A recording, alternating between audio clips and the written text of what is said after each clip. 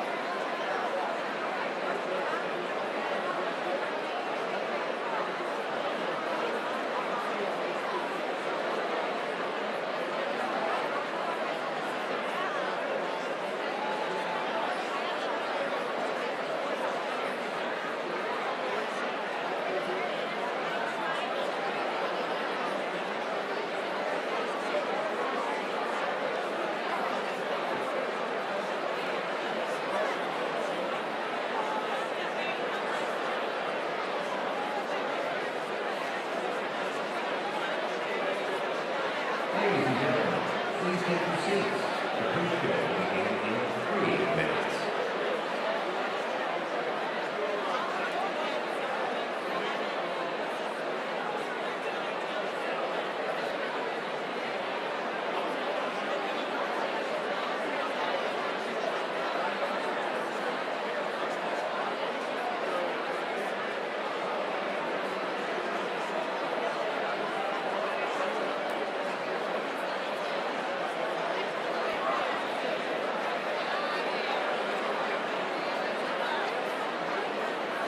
Ladies and gentlemen, please take your seats.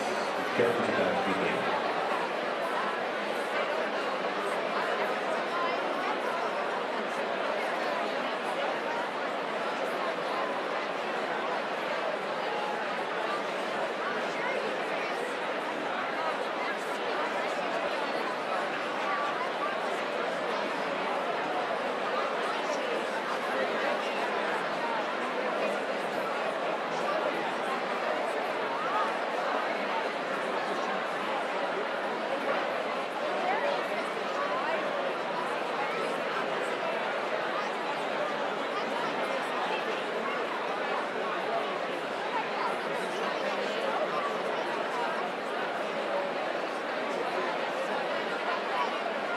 Ladies and gentlemen, please welcome the board of the White House Correspondents Association.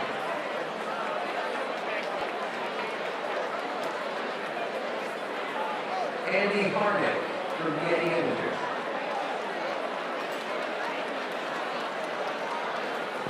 White House correspondent Jackie Heinrich of Fox News.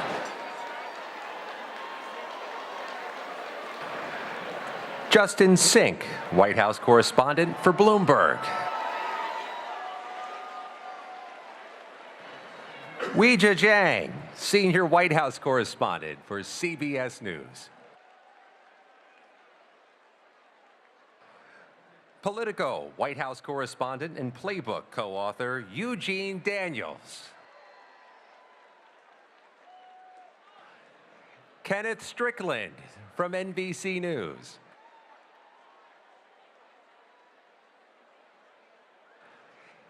ABC News White House correspondent Karen Travers. White House Press Secretary Karine Jean-Pierre. Producer Sarah Cook of CBS News. Courtney Subramanian from the BBC.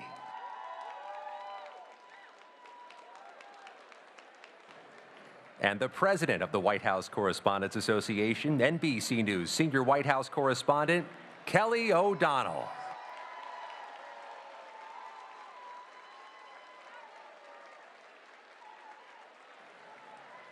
And tonight's headliner from Saturday Night Live, Colin Jost.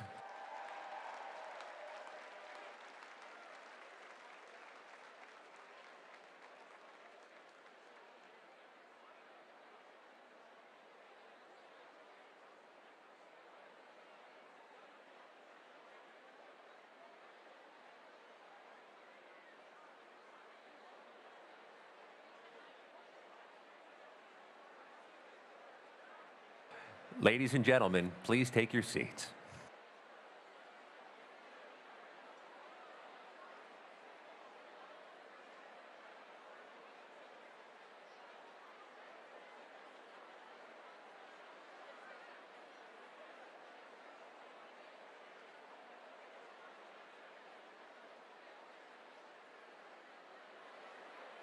Ladies and gentlemen, we ask you now to take your seats.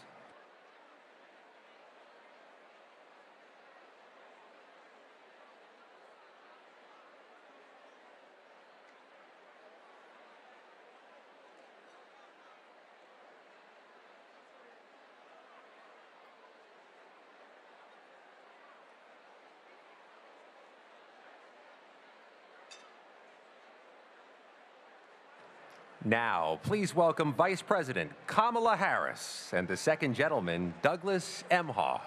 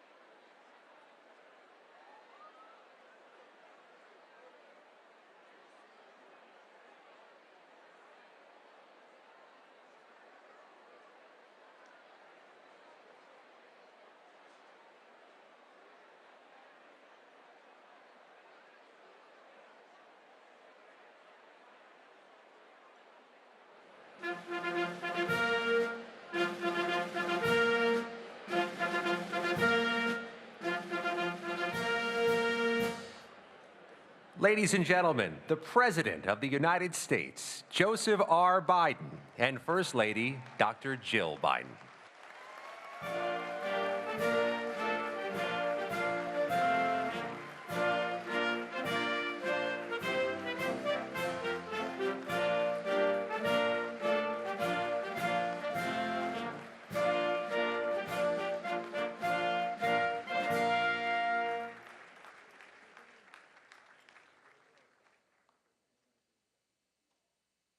Ladies and gentlemen, please rise for the nation's colors presented by the Joint Armed Forces Color Guard. And please remain standing for our national anthem performed by the U.S. Marine Band.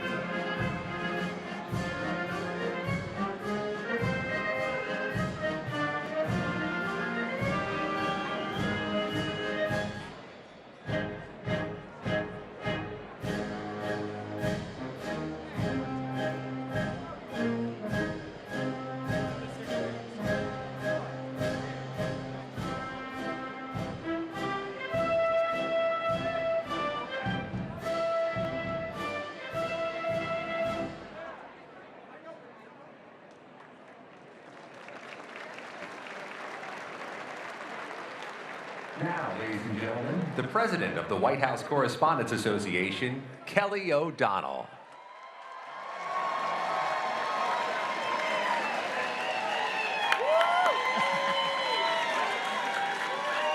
Good evening. Good evening.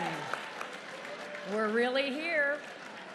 Thank you to the President's own Marine Corps Band, led by Drum Major Master Gunnery Sergeant Dwayne King. Good evening, and welcome to a great Washington tradition. What began as a simple dinner for about 50 reporters back in 1921 has grown and grown to this. I need a little help from the President's own.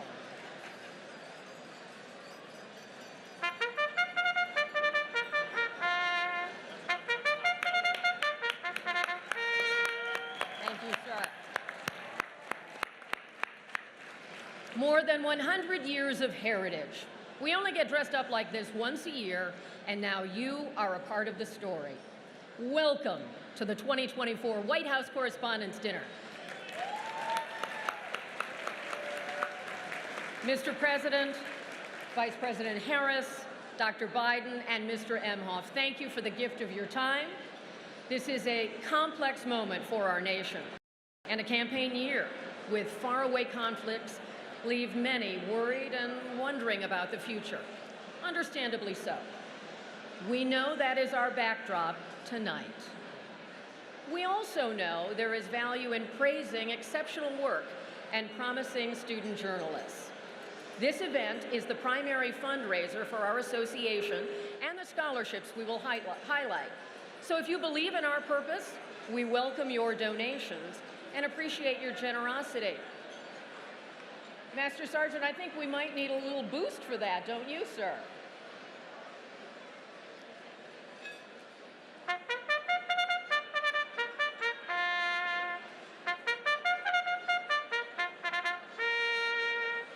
That's the call to donate. And let there be laughter. I hope for lots of side-splitting, light the internet on fire laughter. Remember, the ballroom is filled with newsmakers, politicians of both parties, cabinet secretaries, senior officials, media executives, entertainers, and journalists, and more. So the laughter you will hear tonight comes from all those different corners.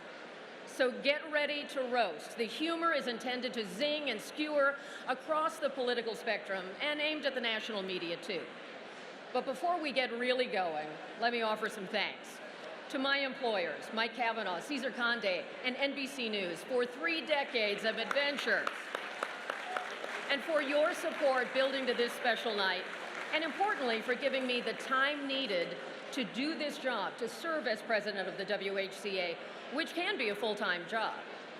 To my NBC White House unit and closest colleagues, thank you for your endless patience, encouragement, and the juggling of duties. I am lucky to be in this with you. Rebecca Cutler, Lauren Peacock for throwing yourselves into the project. Thank you, Elise Perlmutter-Gumbiner and Mike Memley. We are doing a live TV program here, and we have top-notch industry pros from Los Angeles who are here working pro bono. Bob Bain and his production team, Ben Fleischman, Paul Flattery, Philip DeMoore, Jeremy Tomenberg, Candace Clark, Adam Mishler. It has been fabulous working with you. And to my family, it begins and ends with you. David, everything and more. Gabby, so proud of you. And I'm lucky my brother Kevin and my sister-in-law Lori are here tonight to get to see this in person. And we certainly feel our parents here as well. To our WHCA members, thank you. My goal is to reflect you and your contributions. So during the dinner, you will see hundreds of images from our members at work on this beat. There are some wow moments and some oh wow moments. It's not so grand, it's not so glamorous. We hope to take you behind the scenes. But for now, enjoy a great meal and a buffet of selfie schmoozing. Please thank your servers. Much more to come at the 2024 White House Correspondents' Dinner.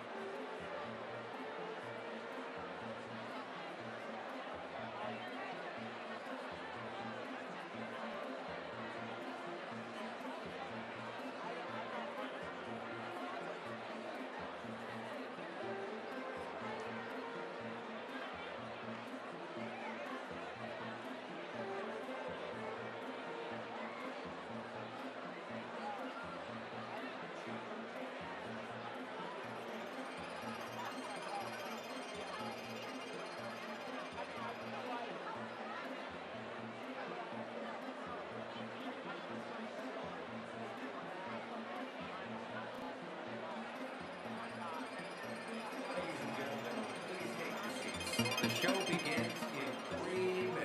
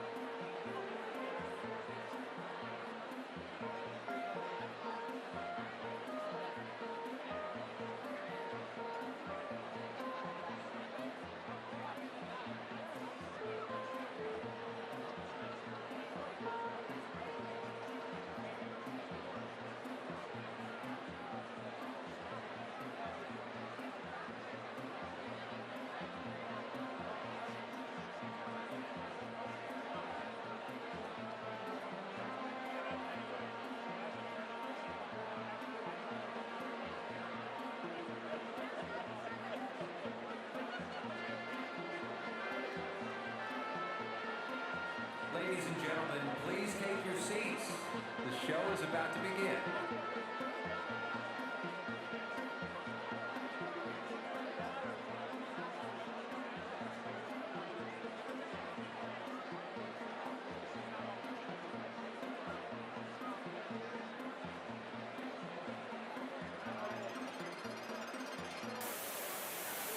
What's happening in your neck of the woods? It's the White House Correspondents' Dinner, and some politicians are about to be roasted. Journalists gather to toast free speech at the White House Correspondents' Dinner. We have awards, scholarships, and laughs coming your way. It's Saturday night, and Colin Jost is not in New York. Get ready to laugh, everyone. The show is about to start. This star-studded celebration of the First Amendment. Picture a room full of the most prestigious names in Washington. All in our places, bright, shiny faces. People, find your seats. You're in the Situation Ballroom. We're starting on time tonight. Please shut up. Don't make me get the 60-minute stopwatch. We're going to bring it down now. So find your seats and enjoy the show. What is going on? This dinner is about to get started. You are not being paid by the word. You've been told to take your seats. And you failed miserably. Just be quiet. Quiet. Shh. Can we keep it down, everyone? Be quiet. Silence, everybody. Is there a volume button somewhere in here? Hey, shut the up! Quiet. Silence, everybody. Zip it! Zip it. Do I have to come down there? Hey, shut up! The White House Correspondents' Dinner. The White House Correspondents' Dinner. The White House Correspondents' Dinner. White House Correspondents' Dinner. Begins in 10, 9, 8, 7, 6, 5, 4, 3, 2, 1. Let's go. Live from Washington, D.C., it's the White House Correspondents' Dinner with special appearances by Eugene Daniels, Lester Holt, Steve Kornacki, Scott McFarland, Karen Travers, Kristen Welker, impressionist Matt Friend, the President of the United States, and tonight's headliner, Colin Jost. Now, here's your White House Correspondents Association President, Kelly O'Donnell.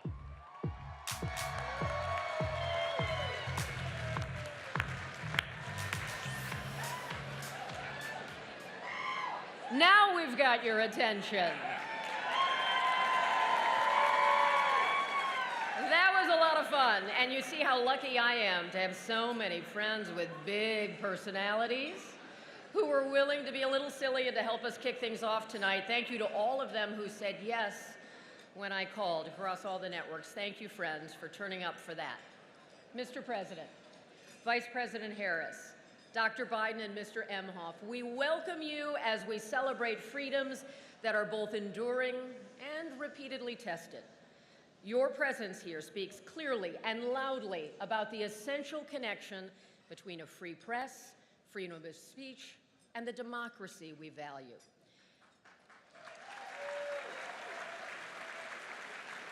Tonight, we will honor excellence. We will look to the future with support for our student scholars.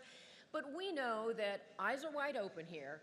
We come together for this grand evening in tumultuous times with crises and conflicts all around us. There's no mistaking that.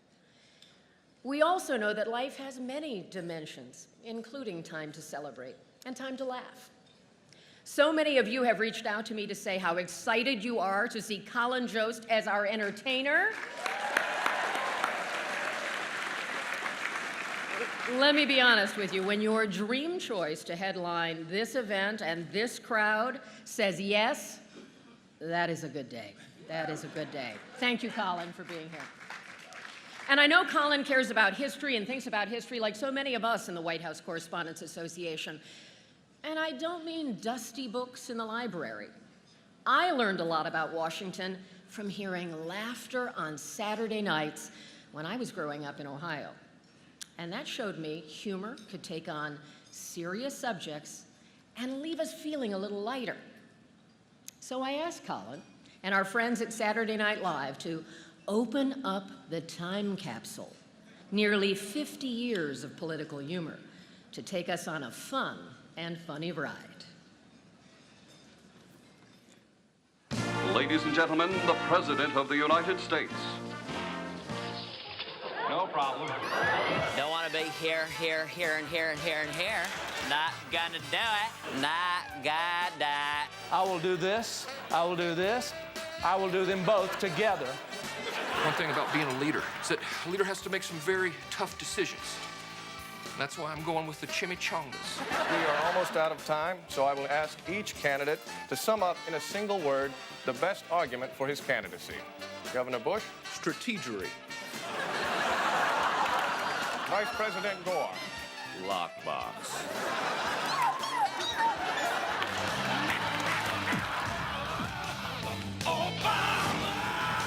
Oh my God, what happened? You made Barack Obama angry. And when you make Barack Obama angry, he turns into The Rock Obama.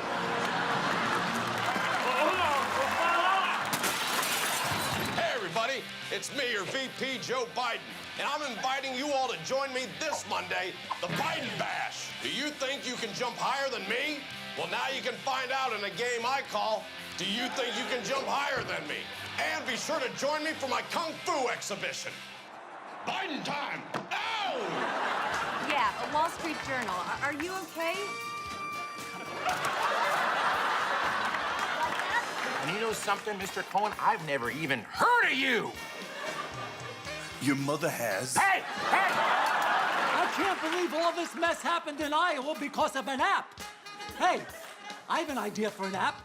It's called No Apps. Senator Mitch McConnell's seen here being told a black woman made a country album.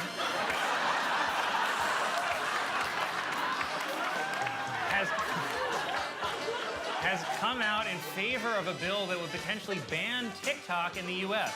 Of course, for McConnell, TikTok is just what the Grim Reaper says while tapping his watch.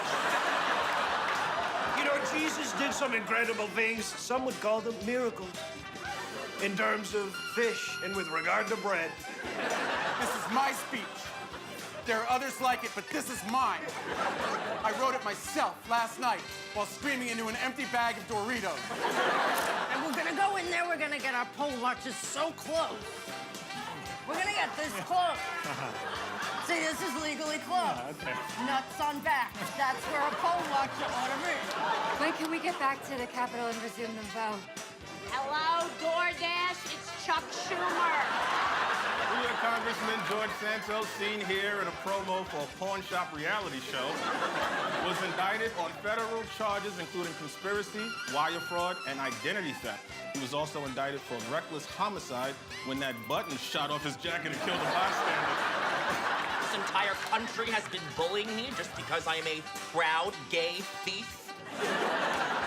But what else is new? America hates to see a Latina queen winning. You see, I'm not just a senator, I'm a wife, a mother, and the craziest bitch in the Target parking lot. House Speaker Mike Johnson said that he is blurring the faces on the footage of January 6 rioters so that none of them would be charged with a crime. So unfortunately, we'll never know who they are. It's a terrible time for our country. I am standing weirder than ever. I just pounded a Celsius. Let's do this. Woo! Now remember, we may be from different eras, but at the end of the day, we're both Joe freaking Biden. And live from New York, it's Saturday night. We are live, and our dateline is Washington. Thank you, Lauren Michaels, Colin, and the SNL team. Now to our first bit of business. 50 years of SNL, we can applaud for a moment. That was my whole life flashing before my eyes of watching all of that. We begin with our business of the awards tonight, and we honor excellence, not only to recognize the superb reporting, writing, and photography, but to inspire more great work from so many of you when true facts, real accountability, and well-reported insights are so vital. I turn to a newsman I first met when I was a college intern, and he was a local news anchor in Chicago. That means I've admired him for a long time. Please welcome the anchor and managing editor of NBC Nightly News, Lester Holt.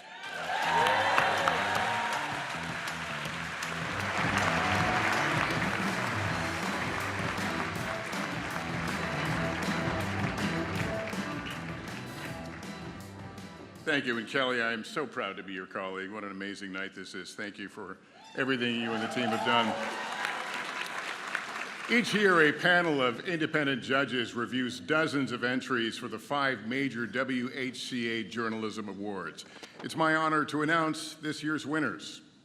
The Aldo Beckman Award for Overall Excellence in White House Coverage, named for a former association president, the late Chicago Tribune correspondent Aldo Beckman, goes to Barack Ravid of Axios. The judges said Barack Ravid's reporting displayed deep, almost intimate levels of sourcing in the United States and abroad that produced stories closely aligned to the events that subsequently transpired. His stories put the reader into the room as decisions were being made in the tumultuous aftermath of the October 7th Hamas-led raids on Israel. Ladies and gentlemen, the WHCA is pleased to give the Aldo Beckman Award to Barack Ravid.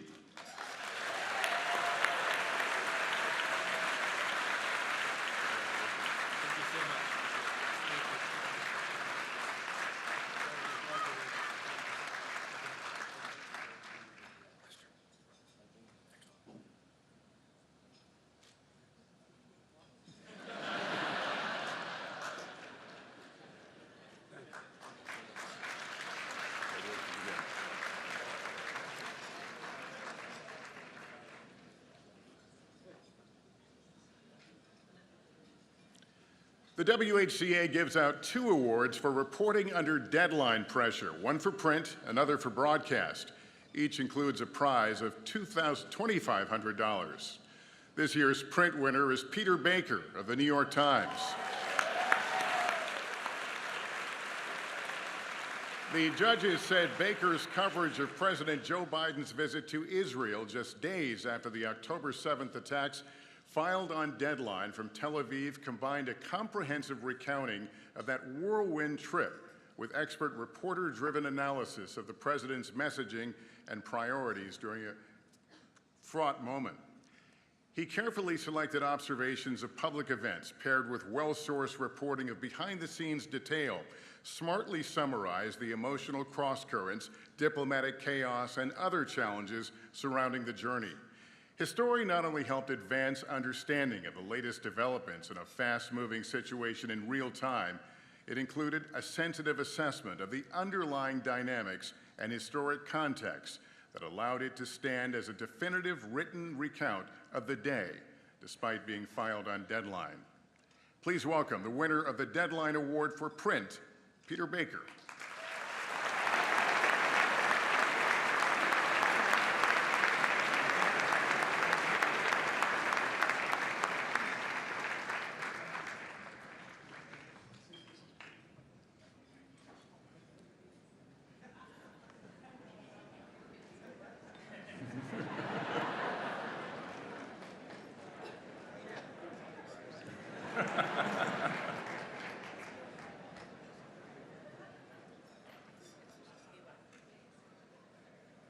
All right, now the Broadcast Award for Excellence Under Deadline Pressure. This year's winner is Tamara Keith, NPR.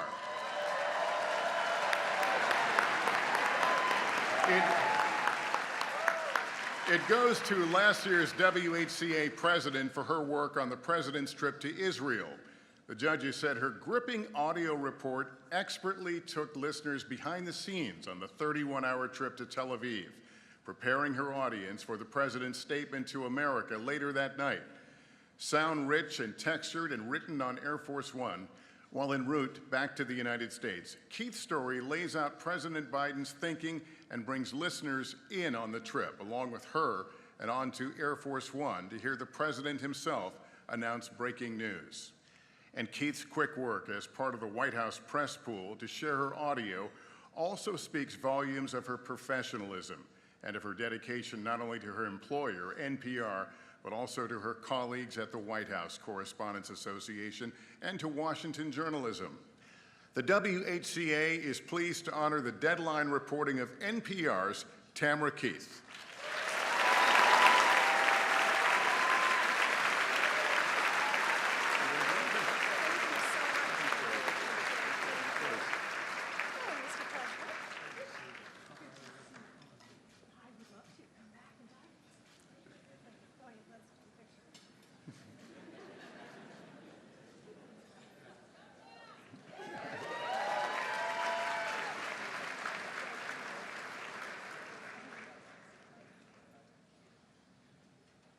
Now, the award for excellence in presidential news coverage by visual journalists. This award recognizes a video or photojournalist for uniquely covering the presidency from a journalistic standpoint, either at the White House or in the field. This could be breaking news, a scheduled event, or feature coverage. It includes a prize of $2,500. This year's award goes to Doug Mills, the New York Times, for this photo of President Biden boarding Air Force One in Warsaw for the journey back to Washington, D.C. after meetings and speeches about the war in Ukraine. The judges praised the photo for showcasing three key elements: action, composition, and feeling. They each also viewed the picture differently, agreeing that whether the picture is foreboding or optimistic, the interpretation is left to the viewer. Of the impressive batch of visual entries, they said this photograph best captured the news-making year. Please join me in congratulating New York Times photographer Doug Mills.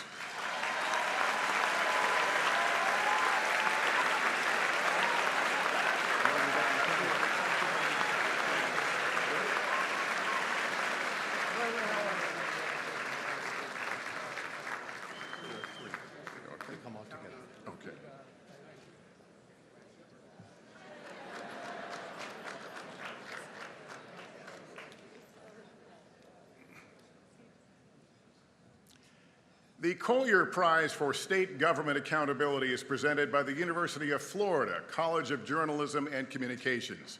This is the 5th year we have presented this prize at the dinner, and it comes with a check for $25,000.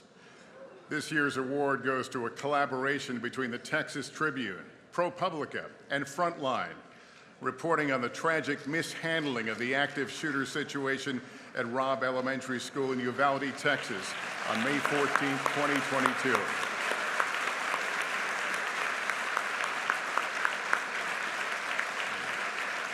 Titled Unprepared, it is comprised of a series of newspaper articles and a Frontline documentary.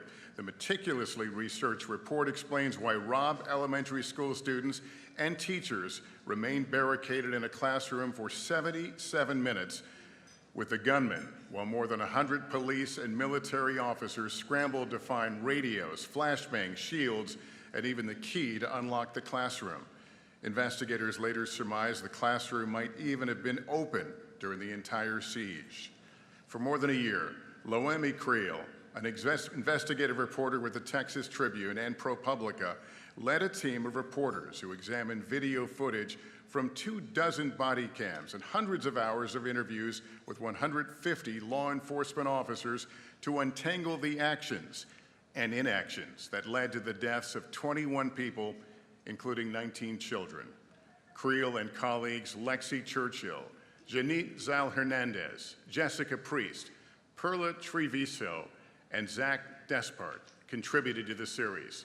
Juanita Ceballos wrote and directed the Frontline documentary. One of the judges said it was a standout investigation into the missteps of law enforcement during one of the most horrific school shootings in recent U.S. history. The accompanying Frontline documentary was especially strong, using officer body cam footage and recording debriefings with officers to take viewers inside the investigation of what went wrong and why those entrusted to protect children and teachers failed to act until it was too late to save some of the victims. Here to accept the award are Loem Ikriel, Lexi Churchill, and Zach Despart.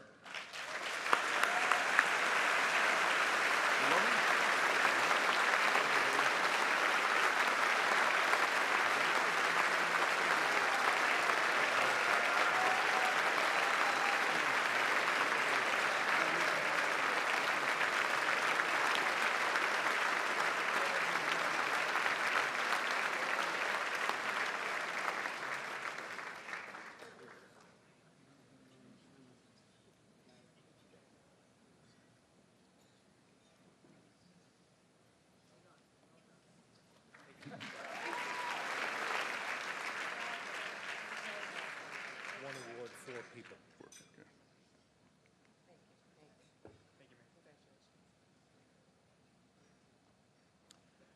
And now the Katharine Graham Award for Courage and Accountability.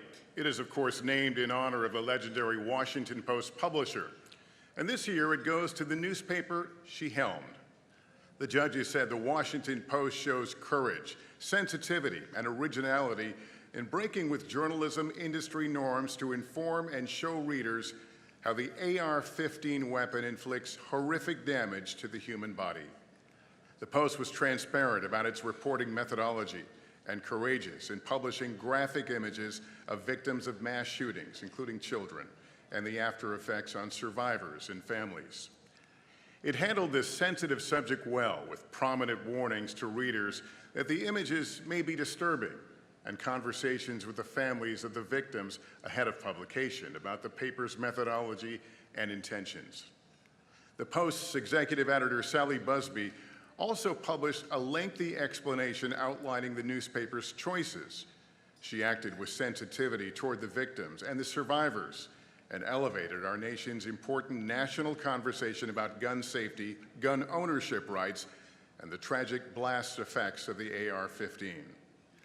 The Post's decision to publish this story exemplifies the journalism, courage, and skill that Katharine Graham exhibited regularly under her leadership. Please welcome the winners of the Katharine Graham Award from the Washington Post, Nick Kirkpatrick, Sylvia Foster Frau, Todd Frankel, and Peter Walston.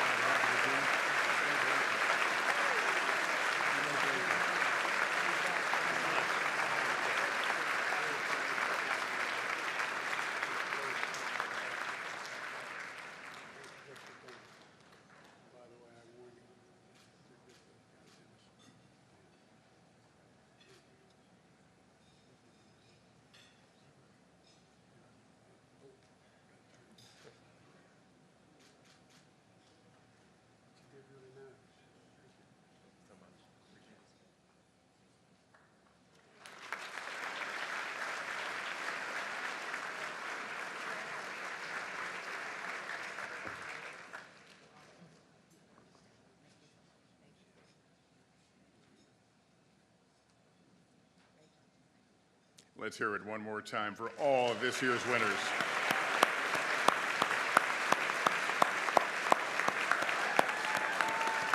Ladies and gentlemen. And now from Meet the Press, we take you inside the White House Correspondents' Dinner for the night by the numbers. Our own Steve Kornacki is at the big board to break it all down. Steve?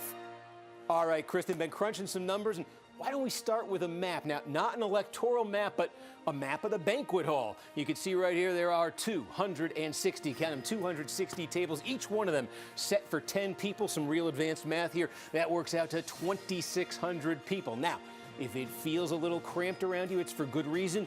The entire venue, less than 30,000 square feet. So good luck maneuvering your way around. And leave a little extra room, if you will, for your servers. Here's a stat about that banquet staff. 25 years, a quarter of a century. That's the average experience at WHCA dinners for each banquet team member. Now, let's get to the most pressing question that I know is on your mind right now. What's on the menu? Well, let's check that out. Holy potatoes, as in 675 pounds of them. I'm told this might be a nod to a certain president's Irish root. And speaking of presidents, here's another number to keep in mind. That number is 16, as in there are 16 sitting presidents who have attended this dinner through the years, started with Calvin Coolidge back in 1923. But enough about the presidents. I want to talk about you for a minute, because by being at this dinner, you're doing something very important. You're contributing to scholarships for the next generation of journalists, 30 of them waiting in the wings tonight. And that brings me to the single most important number I can share with you this evening. That number is $3.5 million in scholarships from the WHCA and its partners, given out since the 1990s. So congratulations to the recipients. That is your dinner data. As a White House correspondent for ABC News, her reporting can be heard on 1,650 ABC News radio stations and seen across 200 ABC News affiliate television stations and on the 24/7 streaming channel ABC News Live. Here's Karen Travers.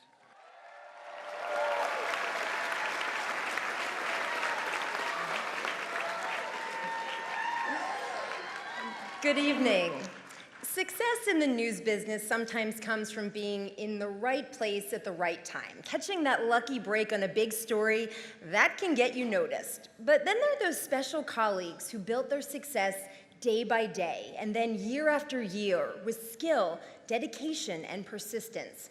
Tonight, we award the Dunnigan-Payne Prize for Lifetime Career Achievement covering the White House to two deeply respected and admired veterans of our press corps, Rodney Batten and Edward Lewis.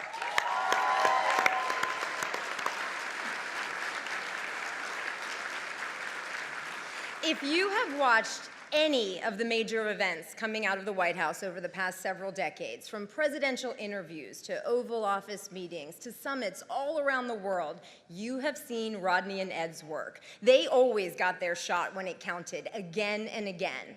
Rodney Batten, a White House senior photographer, will mark 50 years with NBC News next month. 50 years. Edward Lewis, White House video photographer, spent nearly 40 years behind the camera, first at C-SPAN and then at Fox News. He retired last year. Rodney and Ed are each masters of their craft, with technical skill and a feel for what makes great television news. But they also built personal relationships across different administrations that gave them the edge, getting the inside scoop that put them in the right place to capture the moment and cover the story. This prize is named for the first two African-American women of the White House press corps, Alice Dunnigan and Ethel Payne.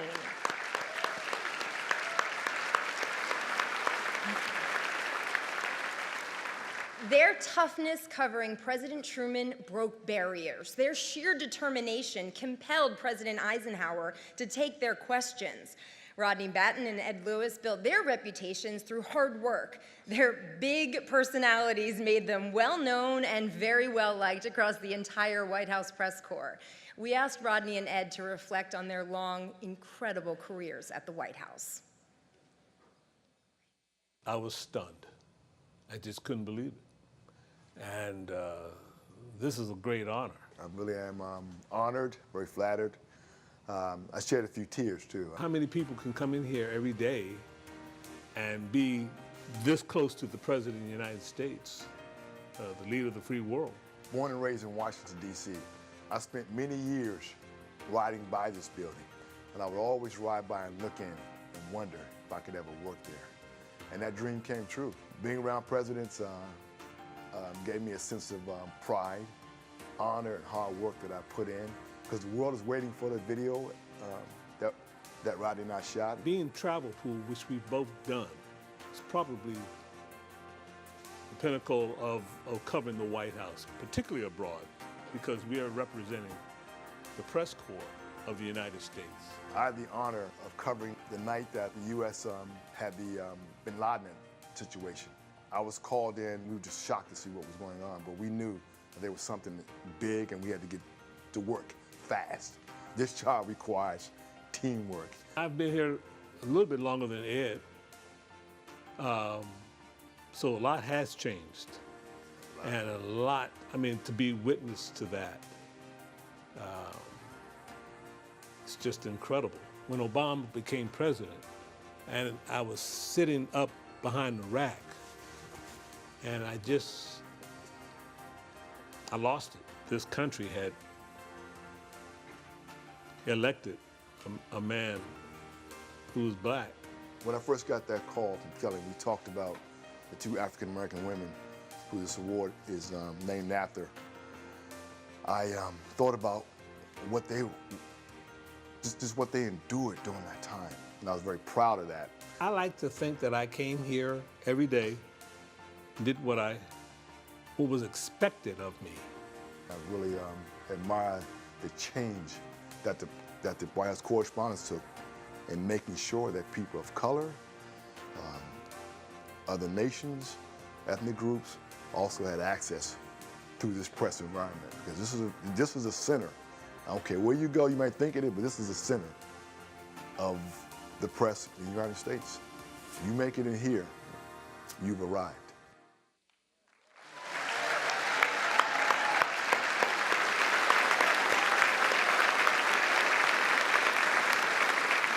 I am delighted to present the Dunnigan Payne Prize for Lifetime Career Achievement to Edward Lewis. Congratulations, Ed. And Rodney couldn't be here tonight. He is on a very special trip, but accepting on his behalf is his son, James.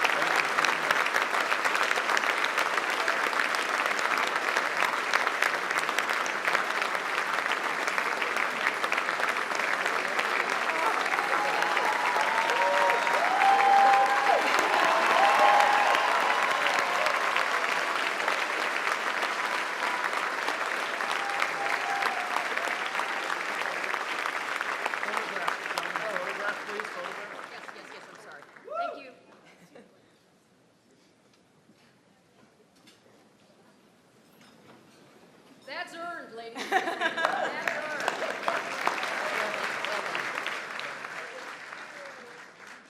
Once again, congratulations to Ed and Rodney, and thank you all very much. For decades of correspondence dinners, presidents have peacefully, yet comically, jabbed their political rivals and detractors.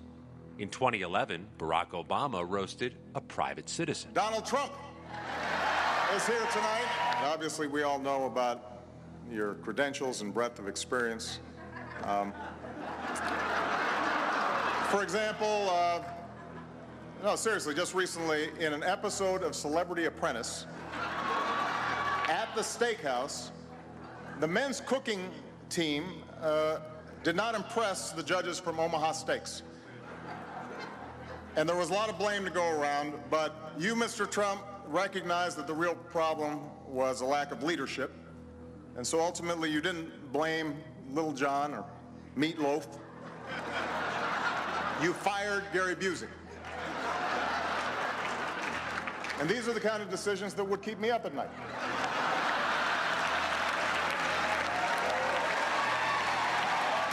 What was Donald Trump thinking? Would he recover from this? Tonight, your answer. Well, I will tell you, it is really a tremendous opportunity to be at the most failed dinner anybody's ever seen. Great to see you losers. A lot of people say that. Hello, everybody. Why is it so quiet? What's happening? It's quieter than Sleepy Joe. Hello, Joe. How are you? Great to see you. We're going to debate, right? That's what they're saying. There's a lot of stars here. There's a lot of great people. There's Scarlett Johannesburg. Scarlett is here from Black Widow. I love the blacks. I really love the blacks. It's true. You have a lot of people that could potentially be a vice president. You have Lara Trump, who's a lot better than Ronald McDonald. Who doesn't love Ronald McDonald, right? I'm loving it. You like a Happy Meal, right? You like that? But I will tell you, this dinner, you're so tight. It's so uptight, right? This dinner is sadder than Taylor Swift's new album, The Tortured President's Department, right? Look at him, the white tuxedo. He doesn't like me too much, right? But I will tell you, the Chinese apps are being banned. It's horrible. We have to post our David Peckers on Snapchat now. That's what they're saying. Let's face it, folks. I'm on fire right now like the guy outside the courthouse, right? Not soon enough. Not soon enough. But I will tell you, I am killing this dinner harder than Kristi Noem kills the puppies. Moving on, please.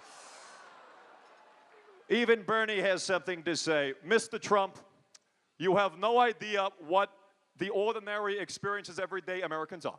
I am concerned with battling the ruthless dictators like Vladimir Putin. Can we all agree on that? Can we all agree? Even Mitch would agree with that right now. Mitch?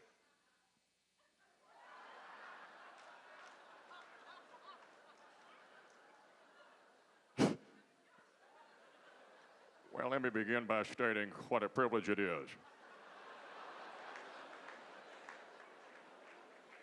to be at this dinner celebrating ordinary Americans and African Americans. Scooby-Doo, let me toss it to Barack to close it out. Everybody, DC, you've been a lot of fun. And I have to close it out by saying, when I was on the campaign trail in 2008, I led a chant with the crowd, and I would say, "You fired up?" The crowd would say, "I'm ready to go." So you have a long show. Are you fired up? You fired up?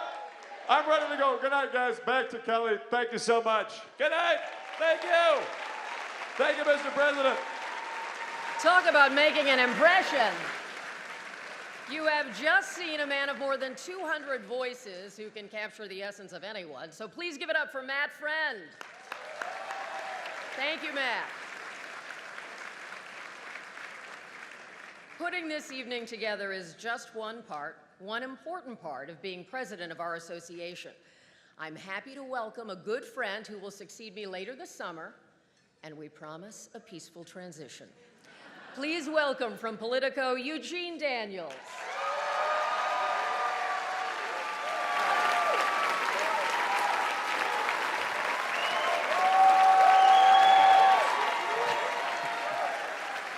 Good evening, good evening.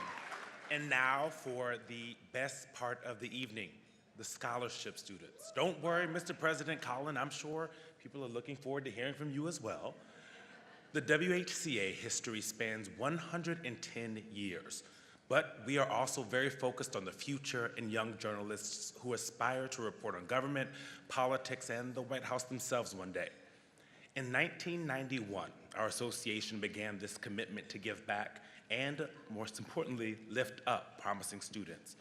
Not only financial help, but WHCA mentors make a year-long commitment to work with these students, offering advice and encouragement. And we all know what a difference that can make. None of us would be here without opportunity and support, and most importantly, again, people who are ready and willing to lift us up. We have built important partnerships to extend the reach of our giving, and our dinner is the primary fundraiser for our association and our scholarships. So thank you for your support and your checks. Thank you very much. Tonight, we congratulate 30 students from 16 colleges and universities around the country. Friday, they received a tour of the White House, received a briefing with Senior Advisor to the President, Anita Dunn, and got amazing advice from journalists who'd literally been in their shoes. I can tell you from experience, they are bright, brilliant, and ready to take all of our jobs. Let's meet them. I believe in the First Amendment. I believe in the First Amendment. I believe in the First Amendment. I'm Amaya Gavika from Boise, Idaho. Alex and Wally from Columbus, Ohio. Trinity Webster Bass from Jacksonville, Florida. Grace Konecki, and I'm from Hudson, Ohio. I'm Gabe Castro-Root from San Francisco, California. Sejal Govindarao from San Ramon, California. Eli Boltz from Tomball, Texas. Danielle Blinn from Mission Viejo, California. And Hajar Gilani from Philadelphia, Pennsylvania. Clayton Vickers. I'm from Boise, Idaho. JD Jean-Jacques from Greenwich, Connecticut. Julianne Ventura from Indianapolis, Indiana. Kyle Fiesik from Duluth, Georgia. McKenna Christie, I'm from Powell, Ohio. Petra Bickus, I'm from Flagstaff, Arizona. Tyra Ware from Bowie, Maryland. Matthew Patillo from Lawrence, Kansas. Caleb Winters, I am from Upper Marlboro, Maryland. Catherine Mahoney from Olney, Maryland. Megan Ward from Orlando, Florida. Juan Pablo Lopez from Bogota, Colombia. Marika Friedman from Silver Spring, Maryland. Nugget Downey from Wilton, Connecticut. Nagara Jaevi, originally from Iran, currently living in the Bay Area, California. Ava Thompson from Chicago, Illinois. Leah Weston from Des Moines, Iowa. Grace Kenyon from Fort Collins, Colorado. Tahira Sajadi from Scottsdale, Arizona. We are the future of journalism. We are the future of journalism. I believe in a strong, free press. We are the voice of the people. We are the voice of the people. We are the voice of the people.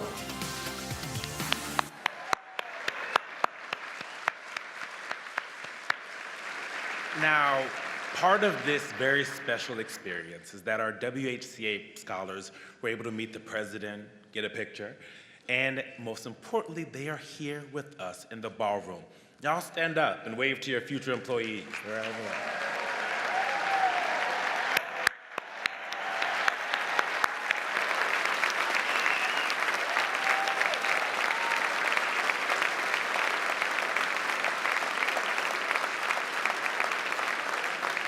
And when you see them tonight, give them your time, your advice, and your cards, because trust me, they will be following up. Thank you. Have a good night. I'm a White House correspondent. Of course, I've learned to tune out these showboats. I'm a White House audio technician. Of course I'm good boyfriend material.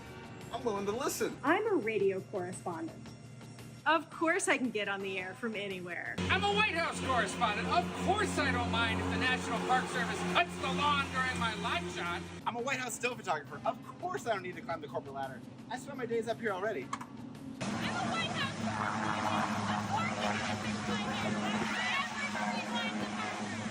I'm a White House radio correspondent. Of course, my office is a windowless closet in the basement. I'm a White House audio technician. Of course, I'm a professional counter testing. 1, 2, 3, 4, 5, 6, 7, 8, 9, 10. I'm a White House correspondent. Of course I listen through the walls to know what's actually going on around here. I'm a White House correspondent. Of course I know you're listening, Peter. Knock it off! I'm a White House wire reporter. Of course, going on the record doesn't require an actual name. Senior U.S. officials. I'm a White House producer. Of course I have a glass from Air Force One. Or maybe a little bit more. We're White House correspondents. Of course we spend half our time in Scranton. I'm a White House photojournalist. Of course we call this the lavatoria because we eat where we... I'm a White House print reporter. Of course I'm desperate for an interview with any Biden. I'm a White House correspondent. Of course, I ask multiple questions on multiple topics with multiple follow-ups. I'm the White House press secretary. Of course, I sidestep a few probing questions here and there with, I don't want to get ahead of the president. Tonight, I want to get ahead of the president, and I have his speech right here. And there are some great punchlines. Here's my favorite. No. We're White House press aides. Of course we move press out of the Oval. Thank you, press! Thank you, press!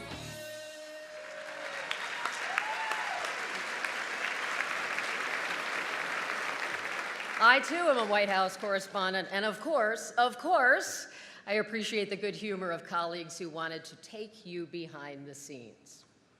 This is one night where we celebrate, we laugh, hopefully at ourselves. We take a breath and a beat before we get back to work. With a world on edge, a nation weary but resilient, a campaign that is not the echo of 4 years ago, however familiar the names and the issues. All of it is a heck of a story. Our White House Correspondents Association includes more than 800 journalists from all branches of the news business. We are 250 news organizations, and our members represent 39 countries, covering news that emanates from the White House and around the world. Our work at its best seeks information and accountability, not specific outcomes. In that vein, we ask questions. We often shout questions.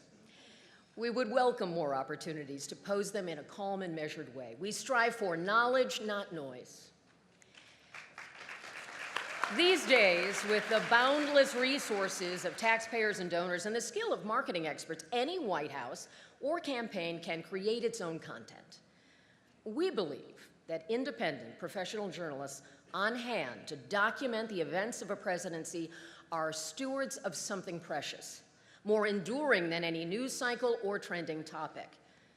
We preserve the historical record, part of the legacy of the First Amendment.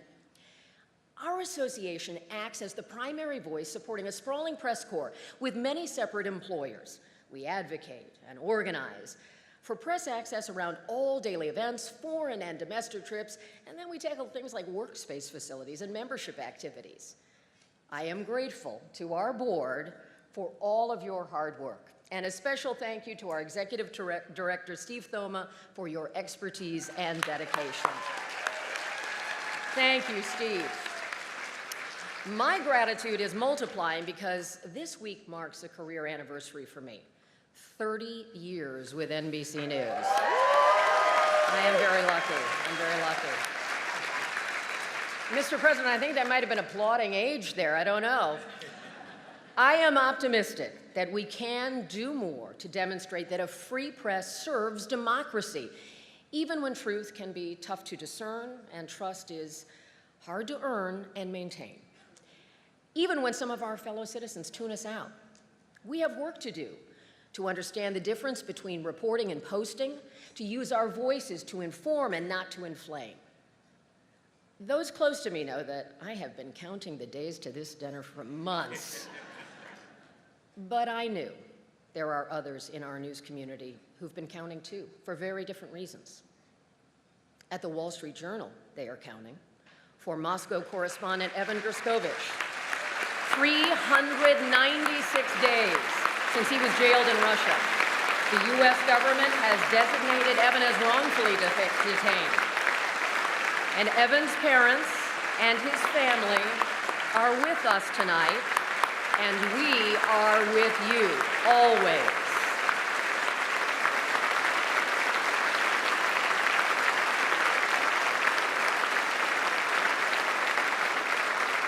We remember Austin Tice, 4,276 days, nearly 12 years since he was kidnapped in Syria.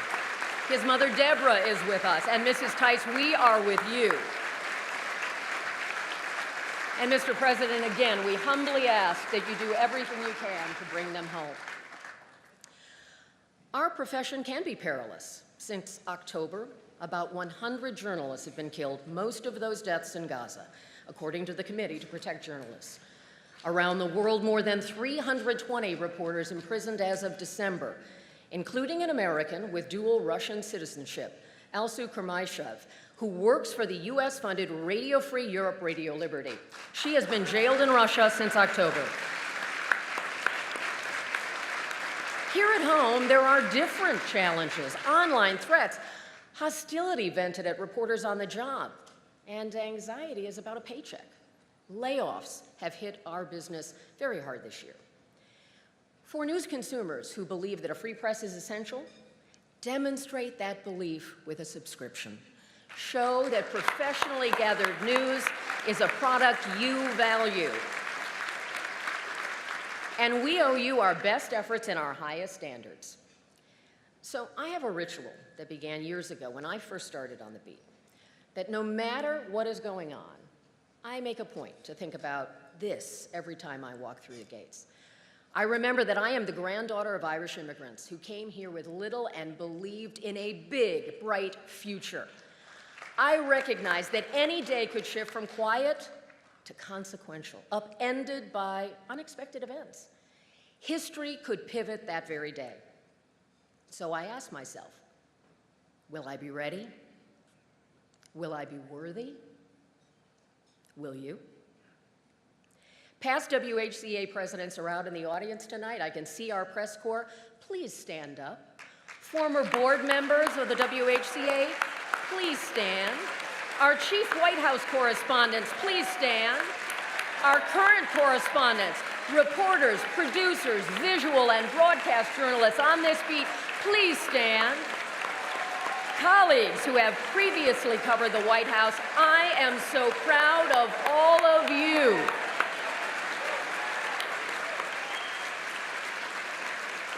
And join me in a tradition where we show our respect for the office we cover. On this night, a toast to the First Amendment and to the President. Mr. President. And now, I get to say words those Irish grandparents and my mom and dad never thought were possible. I'm honored to welcome the 46th President of the United States, Joe Biden.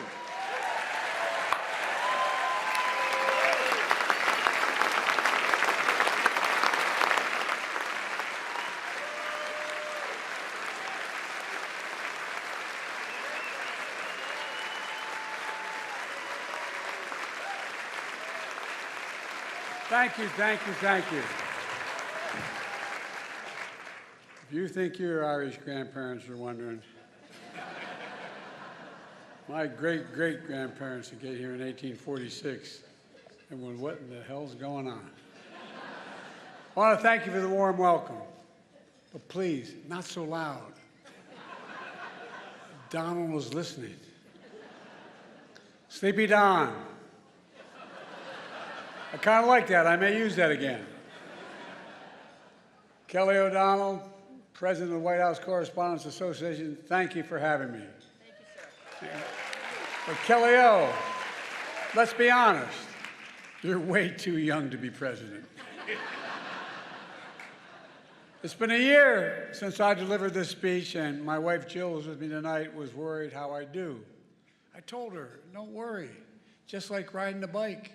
She said, that's what I'm worried about. Of course, the 2024 election's in full swing. And yes, age is an issue. I'm a grown man running against a 6-year-old. Well, I feel great. I really feel great. I'm campaigning all over the country. Pennsylvania, Georgia, North Carolina. I've always done well in the original 13 colonies. And speaking of history, did you hear what Donald just said about the major Civil War battle? Quote, Gettysburg, wow.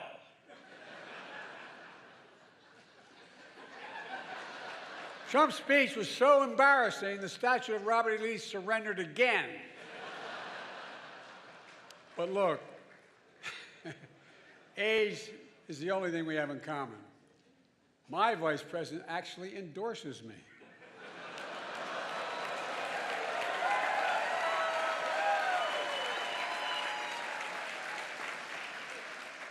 I had a great stretch since the State of the Union. But Donald has had a few tough days lately. You might call it stormy weather. What the hell? Trump's so desperate he started reading those Bibles he's selling.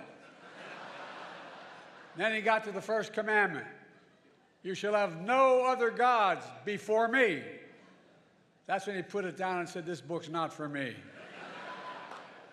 Look, being here is a reminder that folks think what's going on in Congress is political theater. That's not true. If Congress were theater, they'd have thrown out Lauren Boebert a long time ago.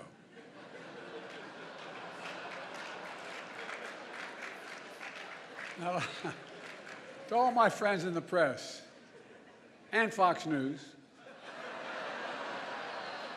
some of you complain that I don't take enough of your questions. No comment.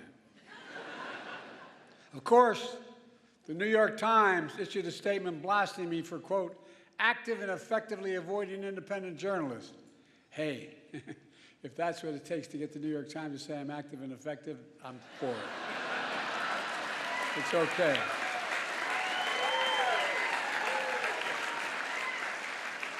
I have higher standards. I do interviews with strong, independent journalists. who millions of people actually listen to, like Howard Stern.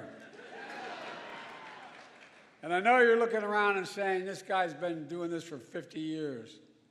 He's had his moment. Give him someone else a chance. To say that, I say, Lauren, ignore the critics. Ignore the critics. Lauren's a great friend who's had 8 comedians play me over the years on Saturday Night Live. 8. And who the hell says I'm not a real job creator? Look, Lauren's had even more comedians and actors joke about me, like the funny guy in Weekend Update, Michael Shea. He's hilarious. Scarlett Johansson, you did such an incredible job in your State of the Union rebuttal that you should be do Weekend Update. Clearly, you're the funny one in the family. Look, folks, on a serious note, in addition to marrying up, Colin and I have another thing in common. We both find strength in family. I got to spend some time with his family yesterday in the Oval Office. Colin's dad was a high school teacher in Staten Island, and his mom is an incredible woman, a family of firefighters, was chief medical officer in New York City Fire Department on 9/11. As a doctor, she rushed to ground zero, risking her own life, treating and saving fellow first responders. Rushing into danger for others is my definition of patriotism and heroism.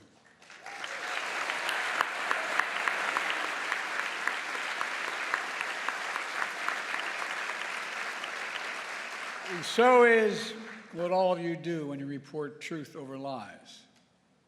That's why I want to close the night with my genuine thanks to the free press. There are some who call you the enemy of the people.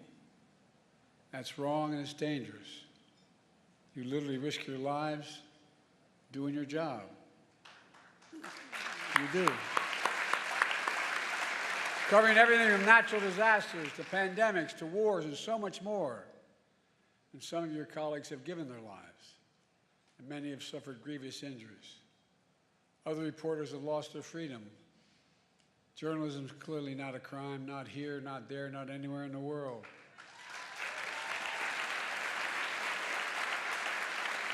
And Putin should release Evan and also immediately. Just we're doing everything we can. We're doing everything we can to bring home journalists, fellow journalists, Austin, and all Americans like Paul Whale, who wrongfully detained all around the world. And I give you my orders of Biden. We're not going to give up until we get them home. All of them. All of them.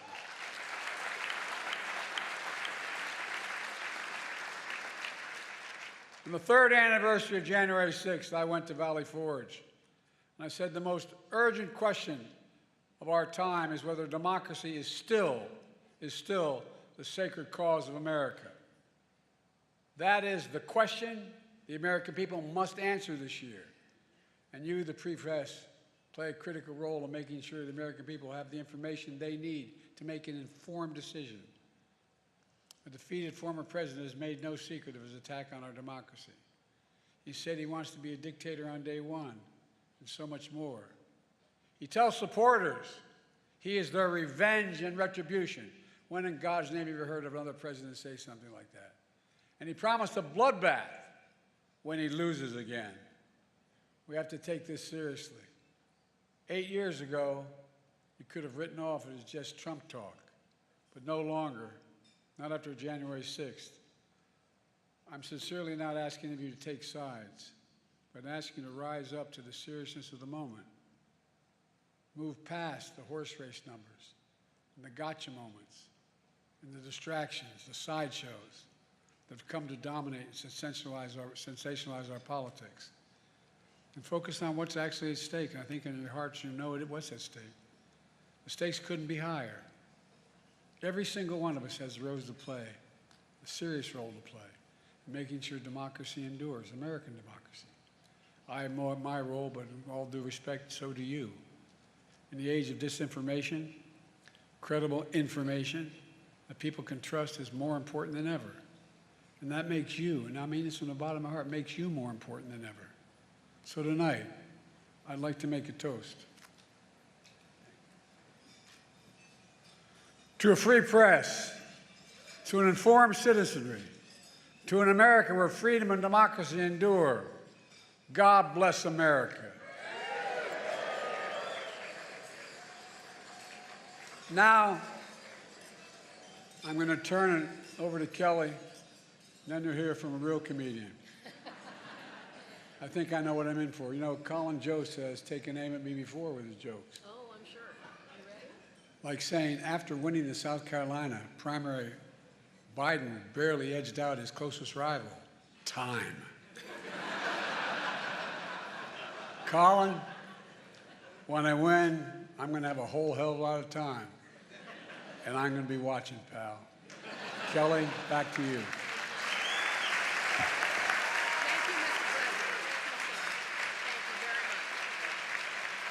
Thank you.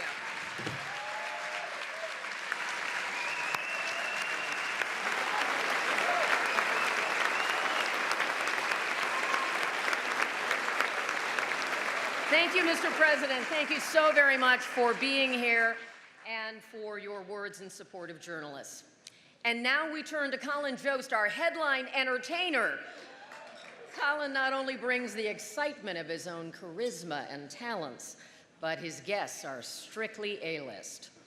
In fact, I've been watching this evening as many of you have been trying to get a selfie and hoping to get close to a very special woman who is a big, big star in Colin's life. His mother, Dr. Carrie Kelly. And I know Scarlett agrees that Colin's mother is indeed a star in her own right. As the president indicated, Dr. Kelly spent nearly 4 decades with the New York City Fire Department. She became the first woman named the FDNY's chief medical officer. And her service included 9/11, as the president indicated, where she led triage efforts. So, Dr. Kelly, we thank you for your good work. And as his mother, you know, yes, Dr. Kelly and Mr. Jost, as you know, Colin shares a lot in common with many of us here tonight. We're all fans of Scarlett Johansson.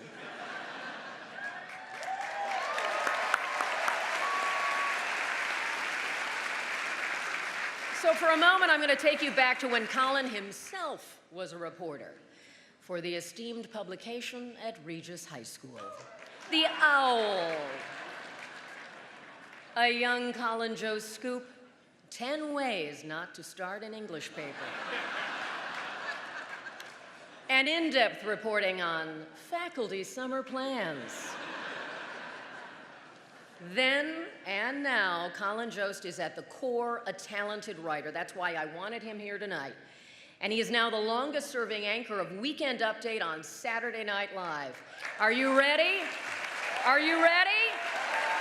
It is my thrill to welcome Colin Jost.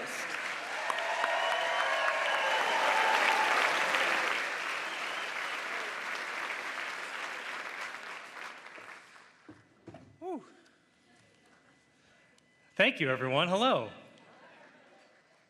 That was hard-hitting journalism you saw in The Owl. I didn't know you were going to show photos of me from high school. Yeah, it's not really fair. You can't do it for President Biden because the technology wasn't invented when he was in high school. It's not really fair.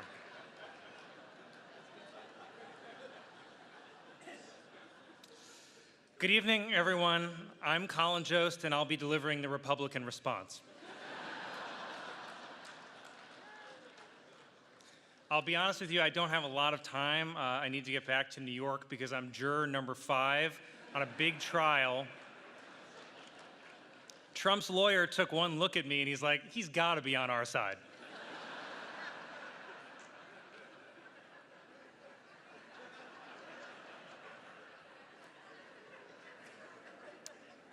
Thank you, Kelly, for that very kind introduction. Mr. President, Dr. Biden, Vice President Harris, Doug.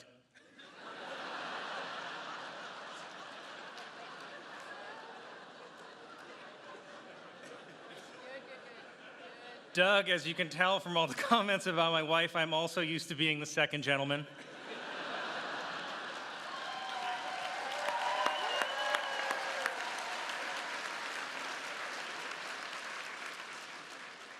and I am honored to be here hosting what is, according to swing state polls, the final White House Correspondents' Dinner.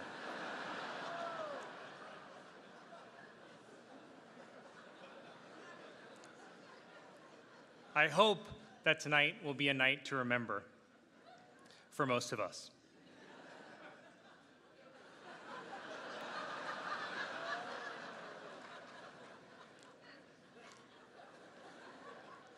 I was excited to be up here on stage with President Biden tonight, mostly to see if I could figure out where Obama was pulling the strings from.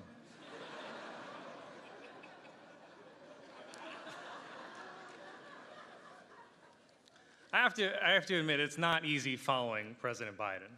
I mean, it's not always easy following what he's saying, like.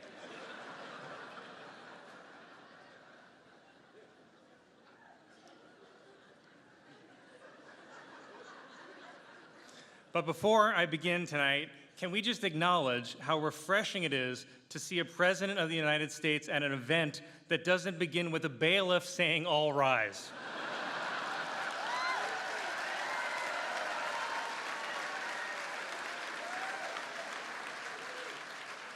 And I would like to point out, it's after 10 p.m., Sleepy Joe is still awake, while Donald Trump has spent the past week falling asleep in court every morning, though Fox News said he was just being anti-woke.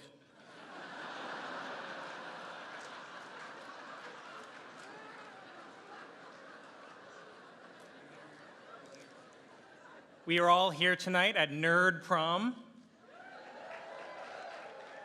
Well, Matt Gaetz is at regular prom, but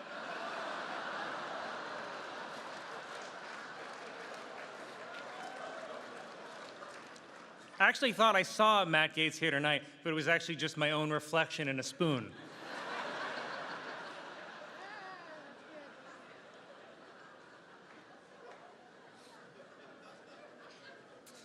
Like many of you here tonight, I pretend to do news on TV.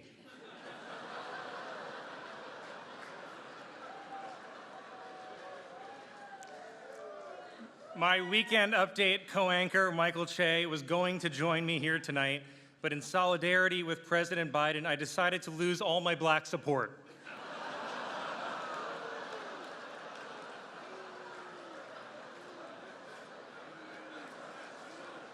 Che told me to say that, and I'm just realizing I was set up.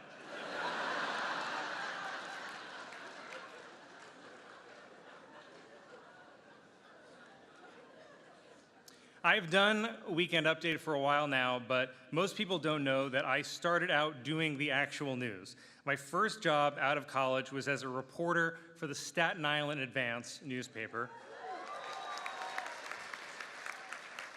They do not have a table here tonight, but they asked me to pass along this message to the other print journalists in the room. You think you're better than me?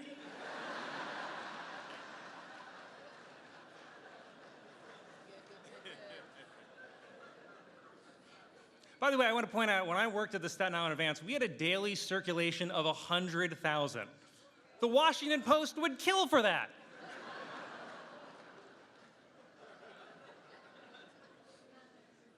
So as a former aspiring journalist, I want to genuinely congratulate all the award winners here tonight. Congratulations. The Correspondents Association provides scholarships to promising young journalism students who may one day be sent off to cover dangerous geopolitical hotspots like Columbia University.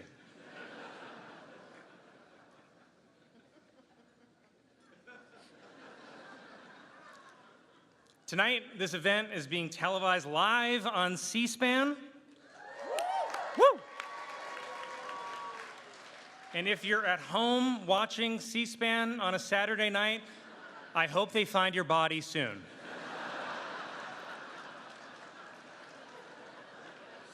Before your cats get to it.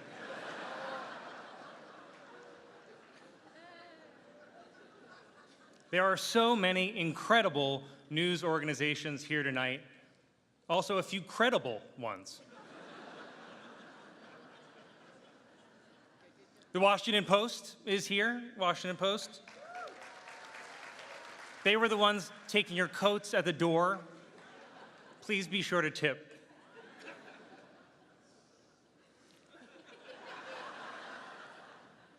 Fox News is here tonight. It's the end of an era. Rupert Murdoch stepped down at Fox News, which is strange. I didn't think there was a step down from Fox News.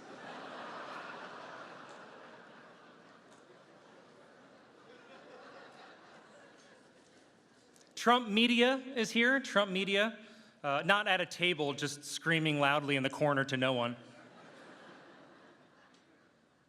Wordle is here tonight. Sorry, I meant the New York Times. I forgot they do stuff in addition to puzzles. I have to say, it's not a great sign when the only thing keeping a print media company alive are games people play on their phones.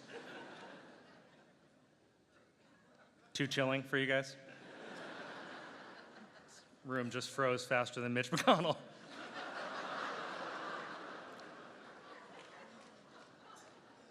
And I have to say, apologies to the Times, but as a Staten Islander, I still get all my news from the New York Post. Thank you. The only paper where the front page always has the same 200-point font, whether the headline is World War III to start tomorrow or Central Park owl dead in building collision.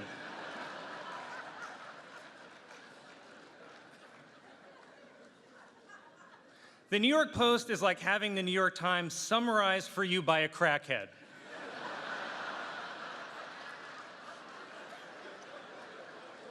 The Times will say, a border deal continues to evade Congress, and the Post is like, these Mexicans are taking my stuff.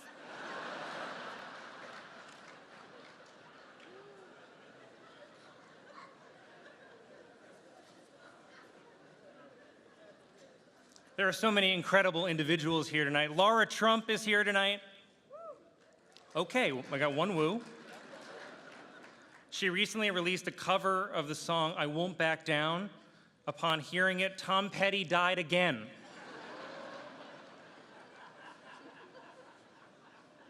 I can't believe I'm saying this to a member of the Trump family, but maybe stick to politics?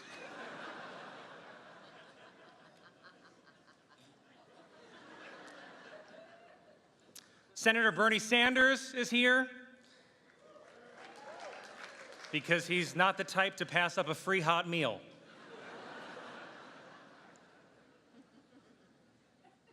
And in general, there are so many hardworking, influential senators and congresspeople here tonight. And I just want to say, on behalf of everyone I know, stop emailing us. Stop it.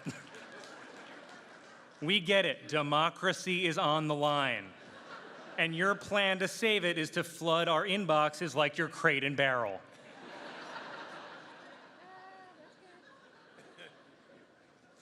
It's also wonderful to be back in Washington. I love being in Washington. The last time I was in D.C., I left my cocaine at the White House.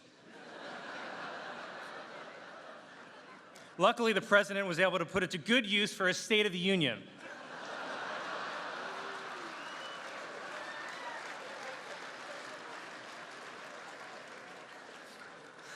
I'm kidding, of course. The president doesn't call it cocaine. He calls it high-speed rail.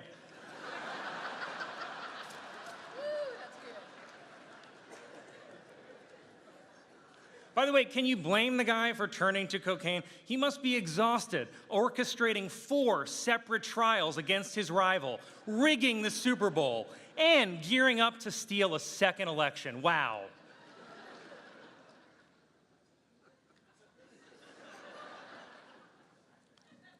Biden laughed. I love, by the way, that Trump's 2 attacks on President Biden are that he's a senile old man and a criminal mastermind. I'm like, I think you gotta pick one. Personally, I don't know any criminal masterminds who bike to get ice cream.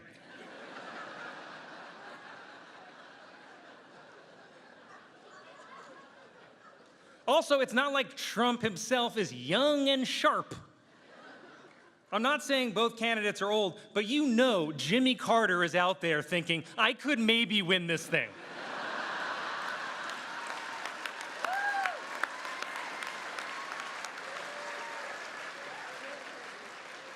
He's only 99.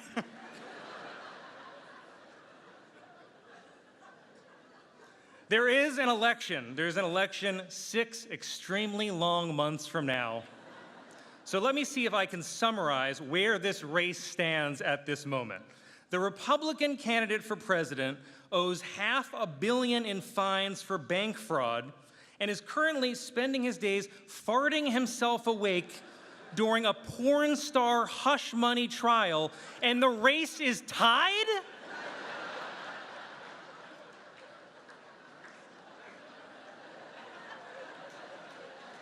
The race is tied. Nothing makes sense anymore. The candidate, who is a famous New York City playboy, took abortion rights away, and the guy who's trying to give you your abortion rights back is an 80-year-old Catholic. How does that make sense?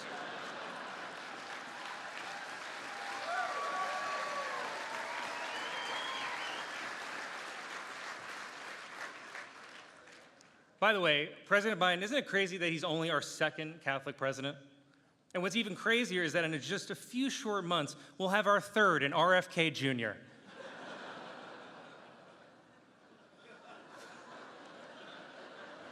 I'm kidding. Like his vaccine card says, he doesn't have a shot.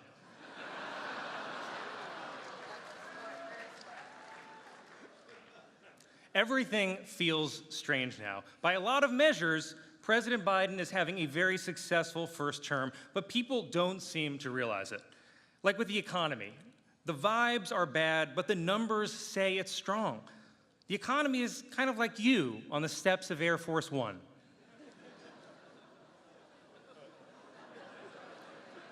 It feels like it's stumbling, but there is somehow upward progress.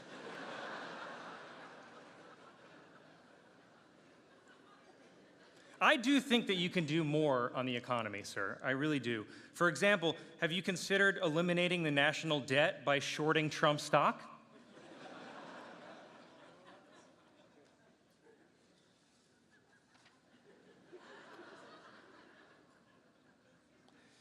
People keep asking if our lives are better than they were 4 years ago. Of course they are. 4 years ago, we didn't have online sports gambling. What more do you need? By the way, that's probably what's keeping the economy afloat. Online gambling and Taylor Swift. Without those, we'd be in a recession right now. The problem is, people are always going to compare your first term to Obama's. But I think there are actually a lot of positive similarities. You both made big strides in healthcare. Obama got us out of a recession. You got us out of a pandemic. Obama got bin Laden. You got OJ.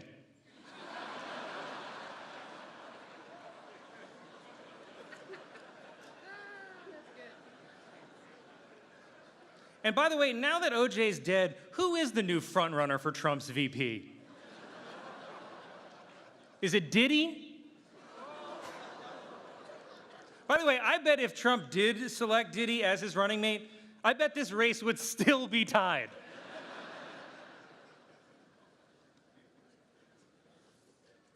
I think even some Democrats say that they are underwhelmed, but I think they're just not living in reality. Manage your expectations, people. It's like tonight. Sure, we all wish we were at the Waldorf right now, but we're at the Washington Hilton. And we have to make the best of it. Just be happy you're not at the airport Hilton.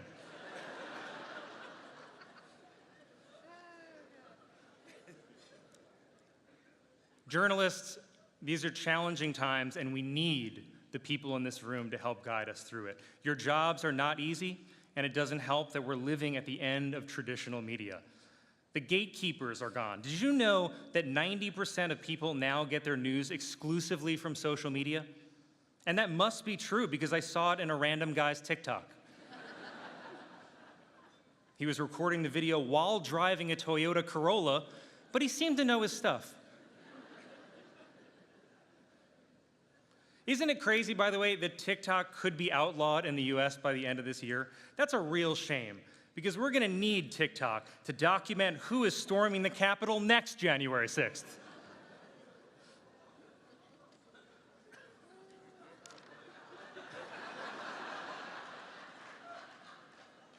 Things are not bad for everyone, though. This may be the worst time in history to be a print journalist. It is the best time in history to be a courtroom sketch artist. My God, the most famous man on earth is on trial, and there's no cameras allowed. Just the artists, their pastels, and their desire to make Trump look as bad as possible. Every sketch of Trump looks like the Grinch had sex with the Lorax.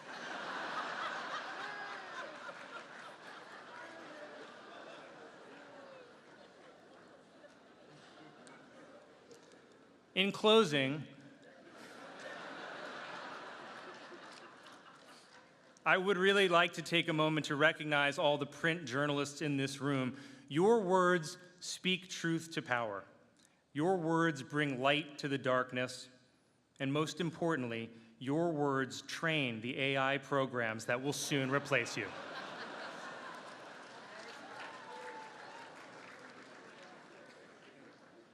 And finally, I wanted to thank my family, and I wanted to thank my friends for being here tonight to support me.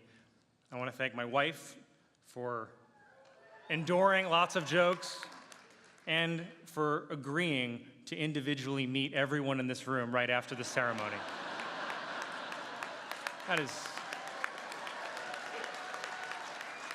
That's really special, honey. Thank you. Don't be shy. Come right up. She hates privacy.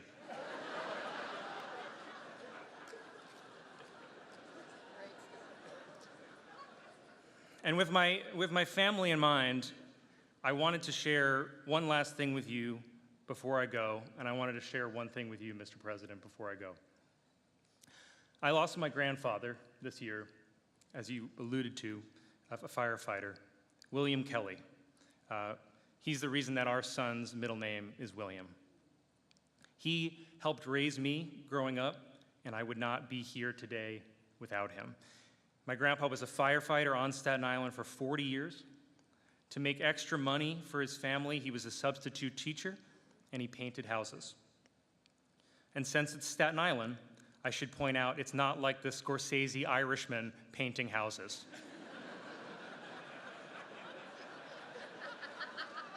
He was not a mafia hitman. He actually painted houses. The FBI is here. I don't want to start a whole thing. My grandfather was another rare Irishman who didn't drink because he lost his father and his brother to alcoholism. And I swear, Mr. President, this is not an age comparison. You remind me of him. Some of your best qualities remind me of his. And I will say he was 95 and he was still great at stairs. I think it's because he didn't try to run up them.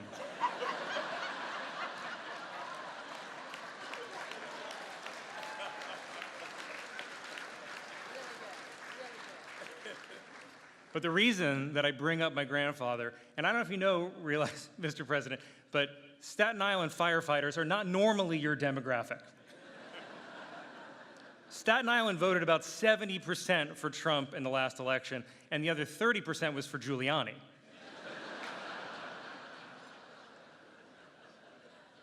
But Staten Island also sided with the British during the Revolutionary War. So we're not always on the right side of history. You remember.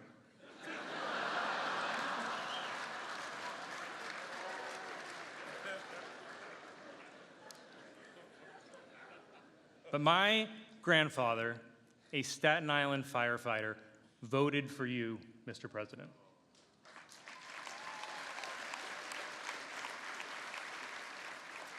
He voted for you in the last election that he ever voted in. I mean, I'm sure someone else will vote twice in this election using his name, but that's just how the democratic machine works.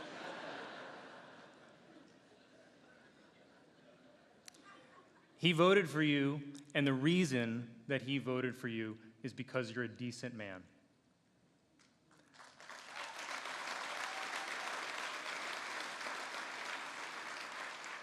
My grandpa voted for decency, and decency is why we're all here tonight. Decency is how we're able to be here tonight.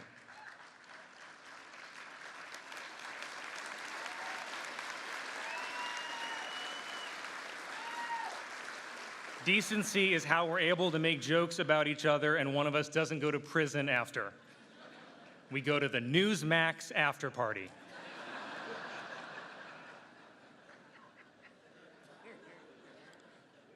And when you look at the levels of freedom throughout history and even around the world today, this is the exception. This freedom is incredibly rare, and the journalists in this room help protect that freedom, and we cannot ever take that for granted.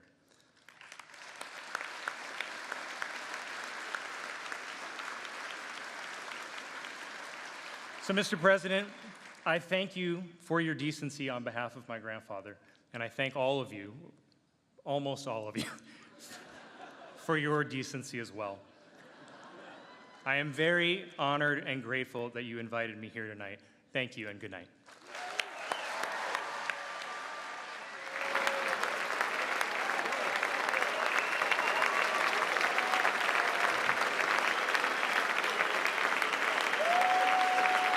Thank you, Colin, and all of our speakers tonight, especially you, Mr. President. Thanks again to our executive producer, Bob Bain, and his excellent team. Thank you to the Washington Hilton. Really, thank you to the Washington Hilton. I am forever grateful to our members and to Comcast, NBC Universal, my home at NBC News. Thank you to our board, and good luck, Eugene. I hope you had fun. I had the time of my life. Good night. Ladies and gentlemen, please remain in your seats until the President, Vice President, First Lady, and Second Gentleman have departed. This has been Scott McFarland speaking for the White House Correspondents Association. Thank you, and good night. And that's the White House Correspondents' Dinner. Thank you, Brad. Thank you, Brad. You're still here? It's over.